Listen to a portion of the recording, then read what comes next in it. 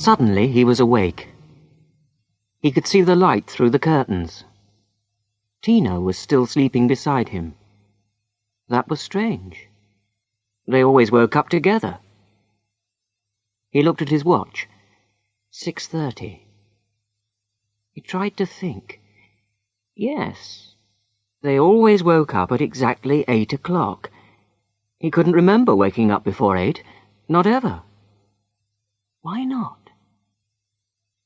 Everybody in the city woke up at exactly 8 o'clock every day. He got out of bed quietly. Tina didn't move. He walked to the window and opened the curtains. He looked out at the quiet city. Nothing was moving. Then he dressed quickly and went to the chair and sat down. He had to think. He had to remember. He was still sitting there an hour and a half later when Tina opened her eyes. "Dan," she said. "Dan, what are you doing?" "I got up early," he said. Early. It sounded strange. But why did it sound strange? "Dan, is anything wrong?" "Wrong? No, nothing's wrong. I just wanted to get up, that's all." Tina dressed. She smiled brightly. "It's time for breakfast," she said. "Come on, we mustn't be late." "What?" He was going to say, "Why not?" But he didn't. He stood up. Yes, it's time for breakfast. Look, you go down for breakfast. I'm not hungry today. I'll see you later." Tina looked at him. "We have to go to breakfast. Are you feeling ill? I'll call the doctor." The doctor. Yes, he had to go to breakfast. He didn't want to see the doctor. Tina was standing by the door. She looked annoyed. "Tina," he said, "I didn't eat anything yesterday or the day before, and I feel different." Tina moved towards the phone. "Of course you feel different, Dan. You are ill. I'll get the doctor." "Don't phone, Tina. Please," he said. "I wanted to feel hungry. I haven't felt hungry for a long time. I wanted to remember the feeling." She looked worried. "I don't understand," she said. "Nobody wants to feel hungry." "That's it. Nobody wants to feel hungry. Nobody wants to feel unhappy. Nobody wants to feel anything. Yesterday and the day before I didn't eat. Nobody noticed. I threw the food away. And now I'm beginning to remember things. I think there's something in the food. A drug. Because of the drug, we can't remember things." Tina's face was red. "You're crazy," she said quietly. "Maybe," he said. "But why can't we remember anything? What is this place?" "It's our home," she said slowly. "Our home? When did we come here?" I don't know, Dan. Is it important?" "Where were we before we came here?" He shook her arm angrily. "Why did we come here?" We... Oh, Dan, I can't remember. Don't worry about it. Look, don't be silly. We're going to be very busy today. First, there's the pottery class. You'll be able to finish making that bowl. Then we're going to go swimming, then lunch. Then we can lie beside the swimming pool before tennis. Then there's dinner. Then we can watch the new videos in the video room, have a drink and go to bed. We'll be exhausted." "Exhausted? At 8 o'clock?" "Well, yes. That's bedtime. We need 12 hours sleep a night. Everybody says that. Tina, how long have we been here? I don't know, Dan. We call this place home. Don't you remember? We used to call it a holiday. We used to call this our hotel room. Now we call it home. I don't remember that. That's stupid. No, it isn't, Tina. I remembered this morning when I woke up early. Perhaps you didn't wake up, Dan. Perhaps you had a dream. A strange dream, that's all. But I did wake up, Tina. You saw me. I was sitting in that chair with all my clothes on. I'm not sure. Were you? I can't remember now. She smiled at him. Come on, the sun's shining. It's another beautiful day. Let's go and have breakfast. She opened the door. Dan looked at her for a moment. You've forgotten our conversation, haven't you? He said. You've forgotten it already. Dan followed her into the corridor. He looked at the rows of doors on both sides. They were all the same. They walked along to the lift. Tina pushed the button and the doors opened. Morning, Tina. Morning, Dan. Russell, the sports organiser, was already in the lift. He smiled. I hope you're both ready for the tennis match, he said. We're playing level 14 this afternoon. They've got some good players. Tina laughed. Level 5, she sang. Level 5 is really alive. It was their team song. The lift went down to the restaurant level. They joined the long line of people. They were all waiting for breakfast. Dan looked around. Everyone was wearing shorts and T-shirts, the men and the women. Dan looked down at his T-shirt. It was light blue, the level 5 colour. His shorts were light blue too. There were different colours for all the levels. The man in front of him was wearing a yellow level 9 T-shirt. Oh, good, said Tina. Cornflakes. I love cornflakes. So do I, said Russell. Dan smiled. Every day breakfast was cornflakes with thin milk. Every day Tina seemed pleased with it. She always seemed pleased with lunch, too, and dinner. Everybody seemed pleased. He thought about the food. Lunch was usually soup and some bread. Dinner was usually soup and some kind of rice. They sometimes had a little meat or fish, but not often. But they were never hungry. Dan took a tray, a bowl of cornflakes, and a vitamin drink. He followed Tina and Russell towards the tables. The restaurant had big windows, and through them you could see the large swimming pool. The families with children all lived on the other side of the pool. On this side there were only people without children. Dan stopped and thought. And none of us ever have children. And the youngest children on the other side are 10 or 11 years old. They used to be younger. He could remember babies. So no children are born here, and the youngest children are 10 or 11. Dan waited for a moment. He put his tray down on an empty table. It was difficult. Thinking was difficult. So maybe that's how long we've been here, 10 or 11 years. He felt pleased with himself. He looked around quickly. Nobody was watching him.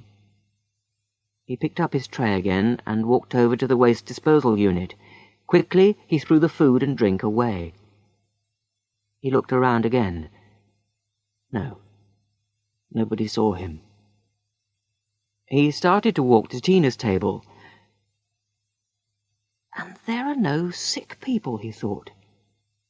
They take them to a hospital somewhere.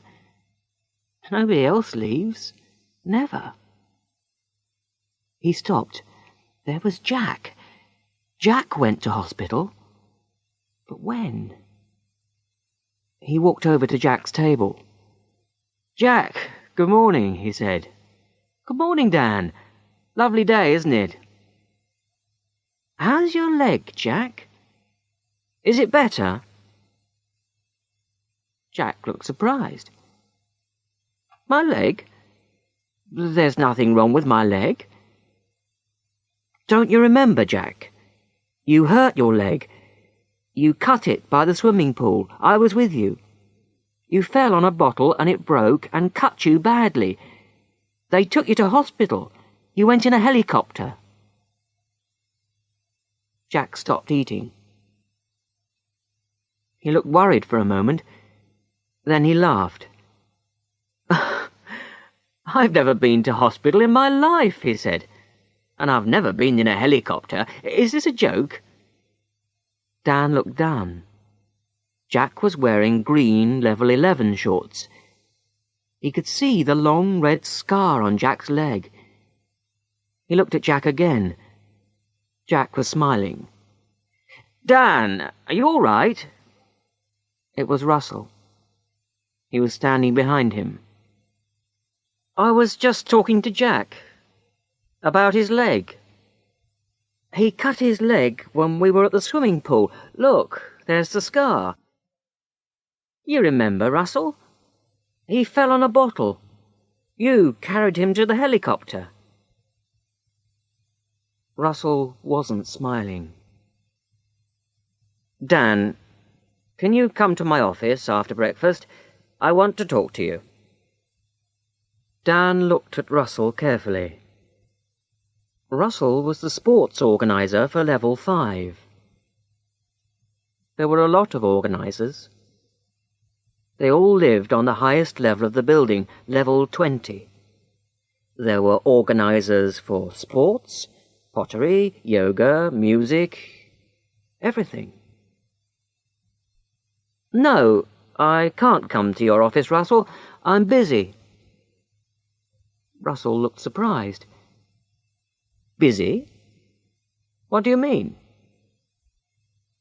Dan turned and walked quickly out of the restaurant. He walked to the lifts. He got to the lifts, pushed the button, and the door opened immediately. Dan stepped in. Russell was hurrying along the corridor towards him. Dan pushed a button and the doors closed. Dan looked at the buttons. There were 20 levels. He pushed number 20. Sunny Vista City was built on both sides of a deep valley. The swimming pools and sports areas were at the bottom of the valley. The rooms were against the sides of the valley. At both ends of the valley were the offices for the organizers. The city was about 2 kilometers long. Helicopters flew into the city every day. They always landed on the roof of the 20th level. The lift stopped. Dan walked out. The corridor was empty. The rooms were bigger here. There was a bigger distance between the doors. Then he heard a noise. It was a bell. The door of the next lift was opening. Dan stepped back. Russell was coming out of the lift door. "Dan," said Russell, "what are you doing? This is level 20. You shouldn't be here." "Why not?" said Dan. "And why are you following me?" "I must speak to you," said Russell. "It's important." Dan looked at Russell. Russell was looking at the wall next to the lift. There was a red button on the wall. Russell was moving towards the button. Dan stepped between Russell and the button. "Okay," said Dan. "Where shall we talk?" Russell looked worried. We can go to my office. We can talk there." Dan thought for a moment. Russell was bigger than Dan, and stronger too. Dan thought about the sports in Sunny Vista City. Nobody tried to win. Not ever. Why not? He could remember the day before when he played tennis against Russell. Dan tried to win. He wanted to win. Russell was surprised then. Dan smiled. Come on. Let's go to your office. I mustn't be late for the pottery class. I'm making a bowl. A soup bowl. Have you seen it? Russell smiled. No, I haven't. You can show me later. Dan stepped into the lift, and Russell followed him. Russell turned to the row of buttons next to the door. Level 1, he said to himself, and moved his hand towards the button. Dan hit him once, hard on the back of the head. Russell fell to the floor. I knocked him out, thought Dan. I hit him once and knocked him out. Where did I learn that? There were never fights in Sunny Vista City. Nobody was ever angry. Dan looked at the buttons. He pushed the button for level 10. There was nobody on level 10 at this time of the morning. He stepped quickly through the door before it closed. Dan walked along the corridor. There were some stairs at the end. He ran up the stairs. There was a door at the top. He pushed the door and it opened. It wasn't locked. He went through the door and he was on the roof. He looked around. A large helicopter was standing on the roof. Dan stopped and looked at it for a moment. The helicopter was a Westing Type 23. He thought for a moment. The Westing Type 23 had 20 seats, 2 engines, and it could fly at 300 kilometers an hour. But how did he know that? He tried to remember. Of course! He used to work at a helicopter factory. He used to make Westing helicopters. He used to work. But when was that? And where?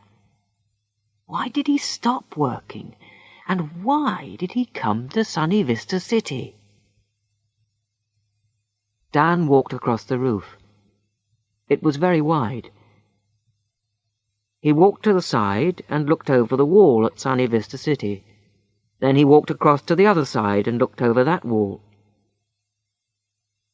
He shook his head. There was another valley with more buildings.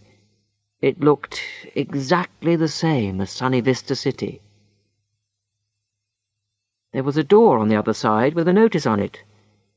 Sortie. He tried to think. Sortie. It was French. It meant exit. But when did he learn French? He turned and ran over to the helicopter. The door was open. There were a lot of boxes inside. They were empty. Dan climbed in and hid behind the boxes. There was writing on the boxes. One said Sunny Vista City. Another said Club du Soleil. A third said Playa del Sol. He thought about the writing. English, French, and Spanish. He looked at some more boxes. Some were German, some were Italian. One was Portuguese. He sat there for about 10 minutes. Then he heard voices. The door closed. 2 men got into the front of the helicopter. Dan listened. Well, that's it. We've delivered everything to the English and French sections. Yes, we can do the German and Italian sections this afternoon.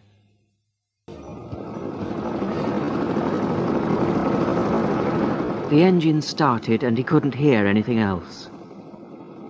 The helicopter took off and climbed slowly into the sky. Dan moved quietly to the window and looked down.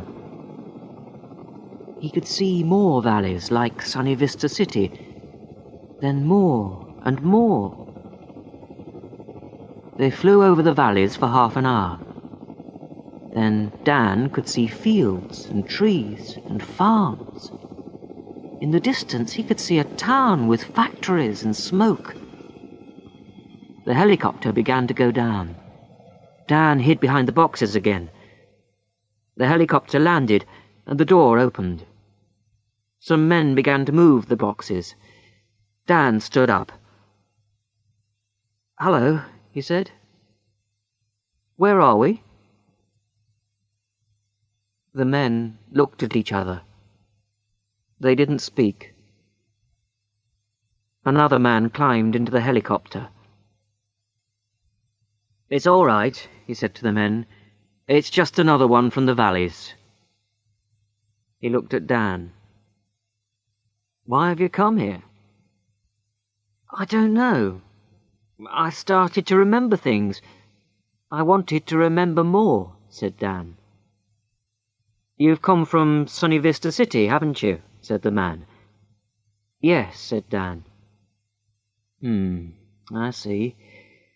I think you should come with me." Dan followed the man out of the helicopter. "My name's Travis," said the man. "Come on, we'll go to my office." Dan looked around. They were at a small airport. He could see 9 or 10 helicopters, 2 large planes, and a lot of trucks. The helicopters were all Westing 23s. Men were putting boxes into them. There were fields around the airport, and a small road going towards the town in the distance. Travis took Dan to a small building. They went inside. Travis led him into a small, untidy office. Dan looked around. In Sunny Vista City, everything was always in the right place. Nothing was untidy or dirty. "Sit down," said Travis. "Would you like something to drink? I've got tea or coffee." No, thank you," said Dan. Travis laughed. "Don't worry," he said. "There's nothing in it. I'm sure you're hungry and thirsty, very hungry and very thirsty." "How'd you know that?" said Dan. Travis sat down.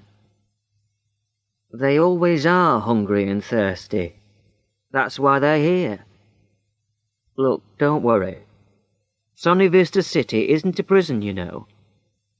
When the helicopter took off, the pilots knew there was somebody there. They knew because of the extra weight."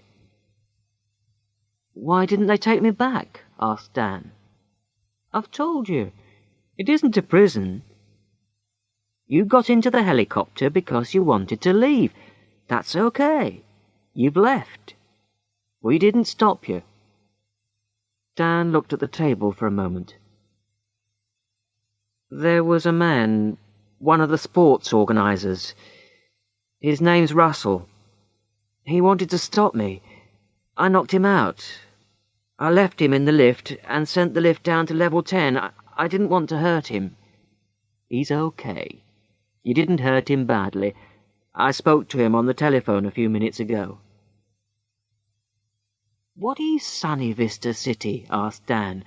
"What is it, really?" "How much can you remember?" said Travis. "I'm beginning to remember more and more. I can't remember everything yet." "You'll remember more tomorrow," said Travis. "Well," said Dan, "I used to work in a helicopter factory in England, the Westing factory. This isn't England, is it?" "No," said Travis, "it isn't." "I lost my job," said Dan. "The factory closed. I was unemployed for a long time. Then I saw an advertisement. It was on television, I think. It was for very cheap 30-day holidays for the unemployed. Very cheap. We left England and flew to Sunny Vista City. I can't remember much since then, but I remember something. I haven't seen or talked about money for years. Travis smiled. Sunny Vista City is one of the oldest towns here. It opened 10 years ago. You haven't seen money for 10 years. But what's happening? Said Dan. Can you remember 10 years ago? There were millions of unemployed people all over the world. There was very little work. Computers were doing everything. There was fighting in the streets, riots, revolutions, hunger. The governments all over the world had a meeting, a secret meeting. They built Sunny Vista City and hundreds of places like it. All of them are in warm, sunny places near the sea. They sent unemployed people on holidays. They give everyone drugs in the food. There is no hunger, no fighting, no children in the cities. There is also no memory. Nobody can remember anything. Everyone lives for today. But that's terrible, said Dan. Is it? Is it really? Said Travis. Things were much worse before. Are you going to send me back there? Asked Dan. You can choose. We can give you a drug. You'll wake up tomorrow in Sunny Vista City and you won't remember anything about this. You said I can choose, said Dan. Yes. You can stay here. You can go back to England. We'll find you a job. Life will be difficult. You'll have to work hard and... But I'll be free, said Dan. Yes, you will. A few people, only 1 or 2%, leave Sunny Vista City and the other cities every year. That isn't a problem. We can find jobs for those people. Most people are happy there. About half of the people that leave choose to go back. I don't believe it, said Dan. You will. Maybe next year you'll want to go back. It's an easy life. But what about now? Are you going back, or are you staying here? Dan sat back in his seat and smiled. I think I'll stay here, he said.